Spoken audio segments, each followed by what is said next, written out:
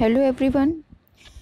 This video is about the summary of a game of chess, which is the part of the Wasteland poem written by T.S. Eliot. The Wasteland poem is very famous poem which was written by Eliot, and it criticized about the modern thoughts जो modern thoughts है वहाँ की जो spirituality है उसको criticise इसमें किया गया है। तो I have already made the first part of the poem the burial of the death, and in this video I will discuss the summary of a game of chess. So let's start. शुरुआत होती है the chair she sat in like a burnished throne glowed on the marble where the grass held up by standards wrought with fruited vines from which a golden cupid peeped out. Another hid his eyes behind his wing. Double the flames of seven-branched candelabra, reflecting light upon the table as the glitter of her jewels rose to meet it. So, a game of chess opened with a description of a woman sitting inside a really expensive room. एक women है जो कि एक chair में बैठी हुई है and a burnished throne. ये जो बर्निश्ड शब्द है, this burnished is a reference from Shakespeare's work Antonio and Cleopatra. इससे एक रेफरेंस लिया गया है कि क्लियोपेट्रा जो एक बर्निश्ड थ्रोन में बैठती थी, तो वह जो लेडी है वो भी एक बर्निश्ड यानी कि फर्निश्ड थ्रोन में बैठी हुई है, सिंहासन पे बैठी हुई है। Glowed on the marble, marble क्या है, ग्लो कर रही हैं। Where the glass held up by standards wrought with fruited vines, और ग्लासेस में क्या है, वाइन्स हैं यानी कि शराब है। From which a golden Cupid peeped out, और जो फ्रूट वाइन्स है जिनसे वह वाइन बनी हुई है, ग्रेप्स से वो बनती होती है। तो ग्रेप्स के गार्डन में से जो क्यूपिड है, जो कि गॉड ऑफ लव जिसे बोलते हैं, वो क्या कर रही हैं, झांक रही हैं। और एक दूसरा क्यूपिड जो है वो अपनी आंखों को बंद कर रहा है behind his wings. Double the flame of seven branch candelabra, candelabra जो है वो कैंडल का एक स्टैंड होता है जिसमें कैंडल्स लगी हुई होती हैं। तो वहाँ पर एक क्या है, कैंडल का स्टैंड है और उसकी कितनी ब्रांचेस हैं, 7। Reflecting light upon the table as the glitter of her jewels rose to meet it, यानी कि उससे क्या हो रहा है कि उसकी जो रोशनी है वो उस जो औरत है उसकी ज्वेलरी से रिफ्लेक्ट होकर बिल्कुल जो है वो शाइन कर रही है ऑल ओवर द रूम।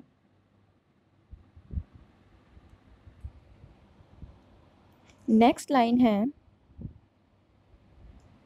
यहाँ से यहाँ तक। From satin cases poured in rich profusions in vials of ivory and colored glass, unstoppered lured her strange synthetic perfumes, unguent powdered or liquid, troubled, confused, and drowned the sense in odors, or stirred by the air that freshened from the window. These ascended in flattening the prolonged candle flames, flung their smoke into the lacuera, lacuera जो होती है उसे हम बोलते हैं roof, stirring the pattern of coffered ceiling, ceiling भी roof होती है। अब यहाँ पर जो है ये जो लाइन है, this line continue the description of the lavish room, उस लेविश रूम की ही डिस्क्रिप्शन बता रहा है कि सैटन केसेस में केसेस होते हैं जो ड्रॉर्स होते हैं, ठीक है। ड्रॉर्स के अंदर रिच प्रोफ्यूजन मतलब है परफ्यूम्स, परफ्यूम जो है वो भरे हुए हैं। और परफ्यूम किस में भरे हुए हैं, इन व्हील्स, शीशियों में भरे हुए हैं, कलर्ड ग्लासेस में भरे हुए हैं। अनस्टॉप्ड ल्यूड हर स्टेन सिंथेटिक परफ्यूम, और वह परफ्यूम कैसे हैं, सिंथेटिक। सिंथेटिक क्या होता है, आर्टिफिशियल। तो यहाँ पर जो पोएट है वो सिंथेटिक का इस्तेमाल करके यह बताना चाहता है कि synthetic that especially seems to point to the unnaturalness of modern chemicals and even modern beauty, कि यानी कि आजकल जो मॉडर्न ब्यूटी है वो क्या है, केमिकल्स जो भी मॉडर्न ज़माने में मिलते हैं they are artificial, and it is like a satire of the modern beauty and the chemicals which present in the modern society. Unguent, what is the meaning of unguent, unguent का मतलब होता है synthetic ही होता है, ठीक है।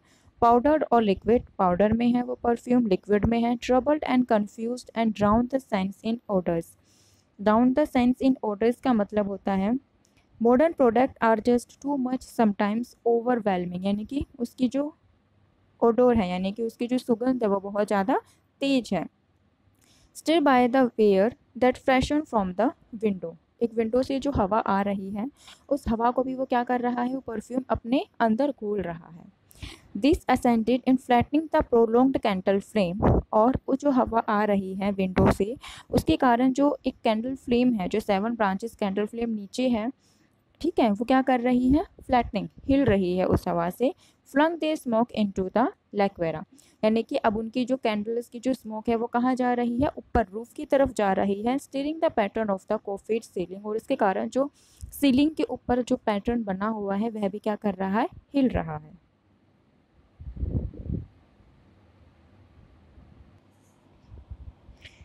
Next line है huge seawood fed with copper, burnt green and orange, framed by the colored stone in which sat light a carved dolphin swan. The speaker follow the smoke from the candles to the room's ceiling and find that it is made of seawood fed with copper, which make its burn green and orange। यानी कि जो smoke निकल रही है candle से वो कह रहा है कि वो किस तरीके की स्मोक है, वो स्मोक है कि जो एक वुड होती है, सी वुड होती है, उस सी वुड को बर्न करने पर जो वो ग्रीन और ऑरेंज कलर की हो जाती है। इसी तरीके से जो स्मोक कैंडल से निकल रही है वह सीलिंग को भी क्या कर रही है, ग्रीन एंड ऑरेंज कर रही है। Framed by the coloured stone in which sad light a carved dolphin swam. अब यहाँ पर डॉल्फिन कहाँ से आ गई, यानी कि जो स्मोक से जो चित्र बन रही हैं सीलिंग के ऊपर वो उन चित्रों को बता रहा है कि एक डॉल्फिन का चित्र भी उसमें जो है वो बन रहा है। सो दिस लाइन, ये जो लास्ट की लाइन है, in which sad light a carved dolphin swam, this line really show how the room has taken the image of something natural and vibrant, a dolphin, and turned it into a dead carving। यानी कि वो किस तरीके से वो room एक natural चीज़ों को दर्शा रहा है। It is like the room wants to remind everyone of nature, और ये रूम नेचर को हमें दिखा रहा है, but it can only do this in a superficial way, यानी कि ओरिजिनल में वहाँ कुछ नेचर नहीं है, वहाँ पर परफ्यूम्स हैं, ठीक है, और एक फर्निश्ड थ्रोन है, वहाँ पर एक लेडीज़ बैठी हुई है। There is nothing natural in the room, but the natural things is present in the room as a superficial level like the modern world। जिस तरीके से मॉडर्न वर्ल्ड में होता है उसी तरीके से वहाँ भी जो है वो हो रहा है।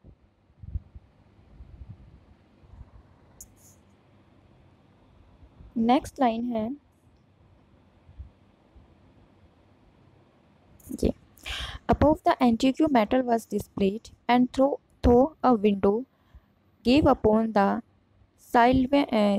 Sylvian scene the change of Philomel by the barbarous king, so rudely forced, yet there the nightingale filled all the desert with inviolable voice, and still she cried, and still the word pursued, jug jug to dirty ears।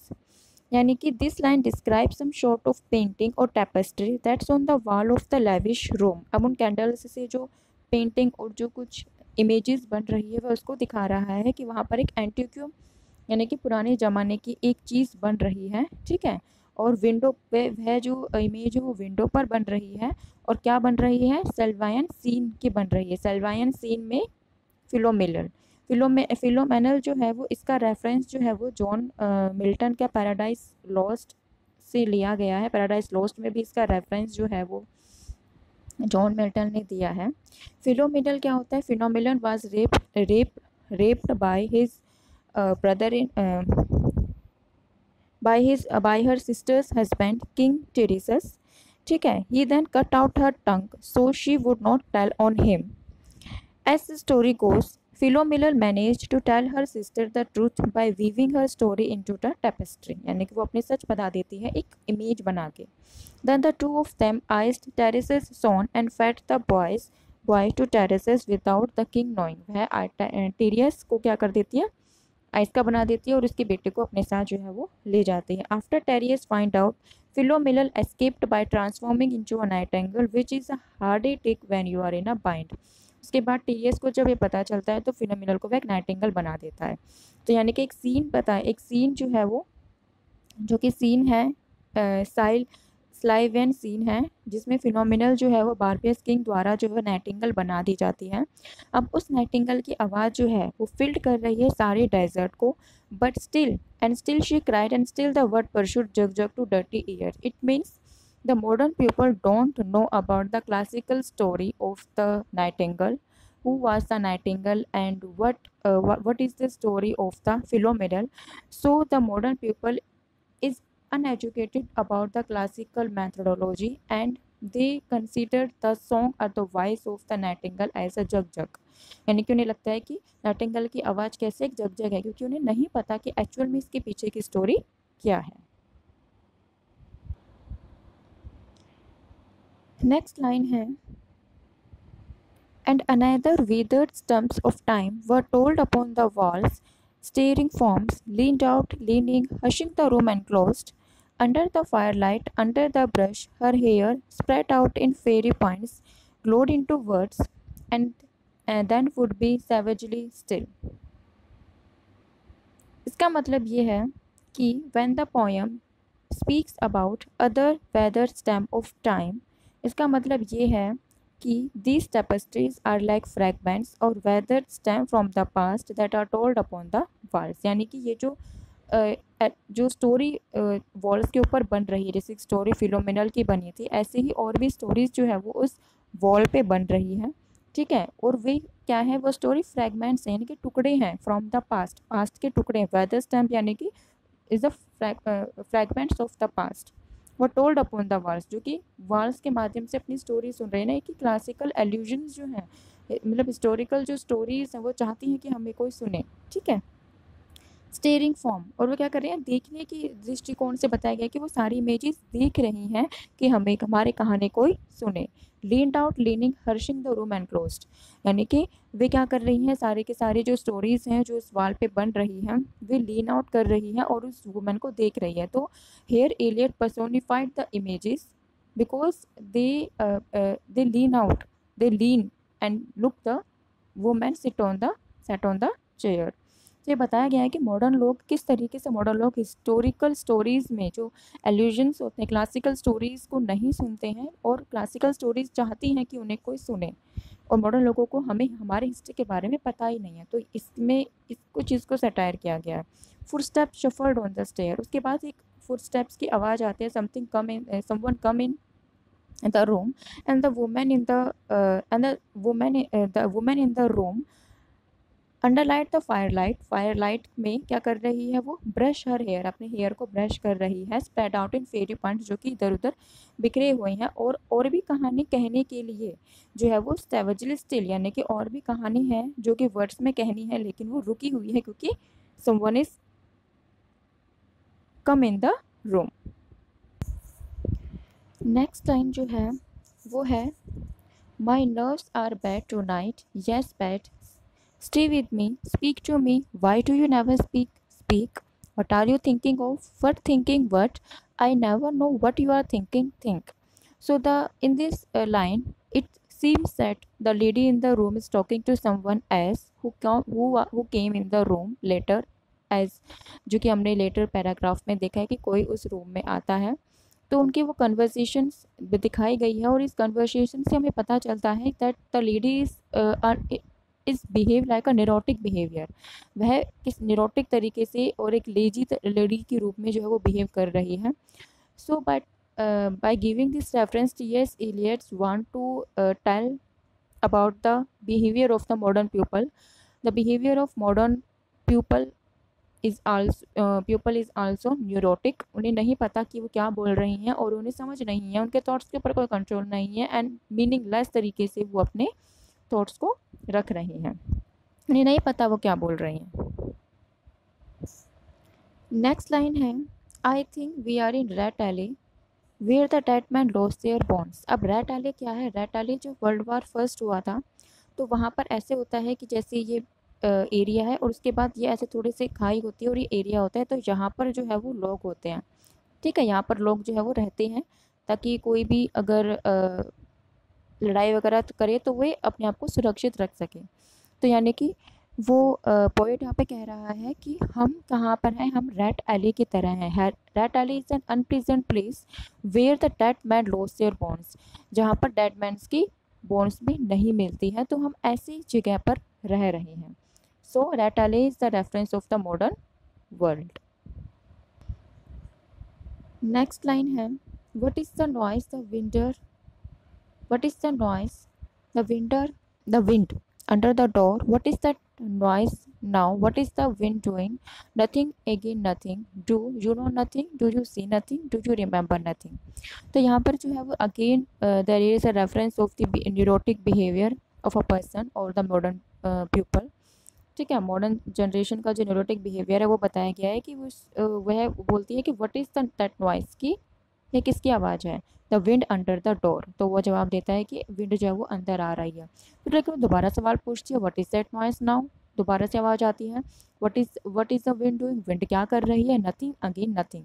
तो nothing again nothing जो है, मतलब वो जो answer देने वाला इंसान है वो कहता है कि कुछ भी नहीं है, अगेन कुछ भी नहीं है। तो यहाँ पर कुछ भी नहीं है, कुछ भी नहीं है, जो कोई repetition of nothing tell us about the nothingness, overall nothingness of modern life with all its shallowness।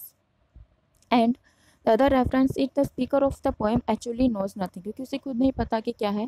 ठीक है, उसका यहाँ पे रेफरेंस दिया गया है। उसके बाद है यहाँ पर कि you know nothing, do you see nothing, do you remember nothing, यानी कि तुम्हें कुछ नहीं पता, तुमने कुछ नहीं देखा और तुम्हें कुछ भी याद नहीं है। यानी कि यहाँ पर मॉडर्न लोगों की जो मेंटल कैपेसिटी है उसके बारे में बताया गया है कि उन्हें वे अपने मेंटल थॉट्स के ऊपर कोई कंट्रोल नहीं है, वे कुछ भी नहीं जानते।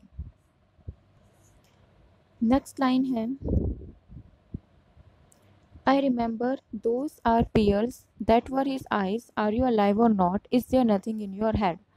यानी कि उसके में ये बताया गया है कि there are pearls that were his eyes, यानी कि इसका जो रेफरेंस है वो उसमें भी दिया गया था। जो मैडम सेसोस्ट्रस था, मैडम जो the bureau of the death, इसका जो फर्स्ट पार्ट है उसमें मैडम सेसोस्ट्रस के पास एक टैरो कार्ड होता है।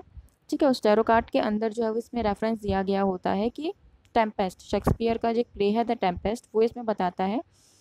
और इसका मीनिंग ये है कि जब कोई इंसान डूब जाता है तो उसकी आंखें जो हैं वो कैसे हो जाती है, इतनी हार्ड हो जाती है कि वो एक पत्थर की जैसे दिखती है। और दूसरा इसका मतलब ये है कि हम अब किसी की आंखों से हम उसके सोल को देख सकते हैं। अगर हमारी आंखें ही पत्थर की हैं तो उसका सोल भी पत्थर का ही होगा। So it refers about the modern generation, that modern generation has spiritual numb, मतलब वो स्पिरिचुअल थ्रस्ट है उनमें there is no spirituality in the modern generation.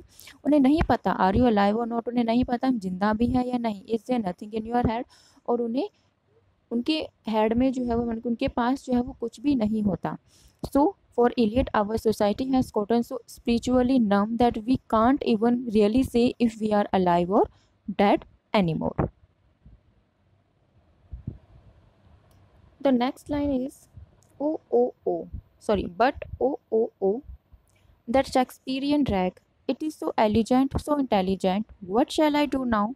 What shall I do? I shall rush out as I am and walk the street with my hair down. So what shall we do tomorrow? What shall we do ever? Shakespearean rag जो है वो यहाँ पर एक reference दिया गया है। Reference किसका दिया गया है? इरविंग बर्लिन ने एक वर्क लिखा था और उसका वर्क का नाम जो था वो शेक्सपियरियन नहीं था, वो था दैट मिस्टीरियस रैग। ठीक है, ये नाम था जो कि इरविंग बर्लिन ने लिखा था। लेकिन जो शेक्सपियरियन जो नाम है, शेक्सपियरियन जो है वो इलियट ने खुद जोड़ा है। क्यों जोड़ा है? क्योंकि आपने देखा होगा इससे पहले उन्होंने एक लाइन लिखी थी, दैट पीरियल्स करके कोई एक लाइन थी। ठीक है, तो वह कहता है कि ये जो वर्क है दैट मिस्टीरियस रैग और the Shakespearean rag is so elegant, यानी कि वो क्या है, बहुत ज़्यादा एलिजेंट है। ये जो शेक्सपियरियन रैग है जो कि इरविन बर्लिन ने लिखा था, ठीक है, द मिस्टीरियस रैग, और शेक्सपियरियन जो है वो इलियड ने जोड़ा था। यह क्या है, बहुत ज़्यादा एलिजेंट है, बहुत इंटेलिजेंट है ये वर्क। अब उसके बाद इन लाइन में वो बोल रहा है कि what shall we do now, अब मैं क्या करूँ, अब मैं क्या करूँगा, व्हाट शैल आई डू, मैं क्या करूँगा। I shall rush out as I am, मैं जो है वो वही करूँगा जो मैं कर रहा हूँ, स्ट्रीट में घूमूंगा बालों को नीचे करके। और what shall we do tomorrow, मैं कल क्या करूँगा, what shall we do ever, मैं आगे, मैं हमेशा क्या करूँगा। तो ये जो रेफरेंस है वो हमें बताता है एक strong sense that the people in this poem really don't know what to do with their time, since they don't even know what activities are worthless or meaningful. So this session could also refer to the loss of religion and spirituality in modern life, which leaves people speechless when it came to figuring out what to do with their lives. The next line is, the hot water at 10, and if it rains, a closed car at 4. What shall we and we shall play a game of chess, pressing lidless eyes and waiting for a knock upon the door. यानी कि अब वह लोग जो modern लोग people है वो ये कहते हैं कि what shall we do for in our life, what is the worthful activity we can do in our life. For searching this type of question they ask, अब एक दूसरे से वो कन्वर्जेशन कर रहे हैं कि वो क्या करेंगे, हॉट वाटर पी सकते हैं 10 बजे, अगर रेन होएगी तो वो 4 बजे कार से जो है वो बाहर जाएंगे, यानी कि एक तरीके से इसमें बताया गया, या फिर वो एक गेम ऑफ चेस खेलेंगे। तो यहाँ पर बता रहे हैं कि मॉडर्न जो लाइफ है वो किस तरीके से, without spirituality modern life is just a long game we play with our self and they just waste their time, and how modern people waste their time by doing the worthless activities. तो ये सारी worthless activity है modern people ये कहते हैं। और game of chess का यहाँ जो रेफरेंस है वो थॉमस मिडल्टन का एक वर्क है, एक गेम ऑफ चेस, उसमें से लिया गया है।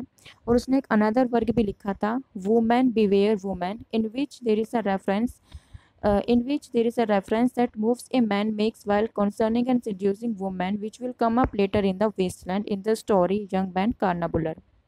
यानी कि जो थॉमस मिडल्टन है उसने गेम ऑफ चेस लिखा था, तो उसका रेफरेंस यहाँ पे दिया गया है। और थॉमस मिडल्टन ने एक और वर्क लिखा था जिसका नाम था वुमेन बिवेयर वुमेन। इसमें बताया गया कि किस तरीके से मैन जो है वो सिड्यूस करते हैं वुमेन को। उसका रेफरेंस भी हम आगे अभी नेक्स्ट जो हमारा पैराग्राफ आएगा उसमें देखेंगे, ठीक है। तो उसका इसलिए थॉमस मिडल्टन का ये रेफरेंस दिया गया है। प्रेसिंग लिडलेस आइज, यानी कि मॉडर्न लोगों की आइज़ कैसी हैं, स्लीपलेस है, मतलब उन्हें नींद ही नहीं आती क्योंकि वो अपना पूरा टाइम क्या करते हैं, वर्थलेसली एक्टिविटीज़ में स्पेंड करते हैं। Waiting for a knock upon the door, यानी कि वो चाहते हैं कि कोई उनकी someone enter in their life to give meaning meaning to their life. वो चाहते हैं कि उनकी ज़िंदगी में कोई आए और उनकी लाइफ को कुछ मीनिंग प्रदान करे। सो the next line is, well this husband got demobbed, I said. I did mince my words, I said to her myself. Hurry up please, it times. Now Albert's coming back. Make yourself a bit smart. He will want to know what you done with that money he gave you. To get yourself some teeth he did, I was there. You have them all out, Lil, and get a nice set. He said, I swear, I cannot bear to look at you. And no more can't I said, and think of poor Albert. He's been in the army 4 years, he wants a good time, and if you don't give it him, there is others will, I said. तो यहाँ पर जो है वो एक pub की बात की गई है। पब में जो है एक लाइन होती है, जब पब क्लोज हो रहा होता है तो एक लाइन बोलते हैं कि hurry up please it's time, यानी कि टाइम बंद हो चुका है, टाइम हो चुका है इस पब को बंद करने का, बार को बंद करने का। तो वहाँ पर दो लेडीज़ हैं, तो वो आपस में बात कर रही है कि जो एक लेडी है और एक लेडी का नाम है लिल। तो एक लेडी है वो लिल से कहती है कि तुम्हारा हस्बैंड जो है वो कहाँ से आ रहा है, 4 साल बाद आर्मी से आ रहा है, तो तुम अपने आप को वेल ड्रेस्ड कर लो, ठीक है। अल्बर्ट, जिसका नाम अल्बर्ट है, लिल के हस्बैंड का नाम अल्बर्ट है, वो वापस आ रहा है। Make your self A bit smart, अपने आप को थोड़ा सा स्मार्ट कर लो। और वह चाहेगा ये वो पता करना चाहेगा कि तुमने उसकी मनी का क्या इस्तेमाल किया है, तो अपने आप को अच्छे से मेंटेन करो। To get your self some teeth, यानी कि उसे जो है वो सजेशन देने के बजाय वो कहते हैं कि तुम्हारे टीथ इतने गंदे हैं कि तुम्हें कुछ नई टीथ लेकर आओ, ठीक है, और अपने एक नया सेट अपने लिए लेकर आओ ताकि वह तुम्हें ही देखे।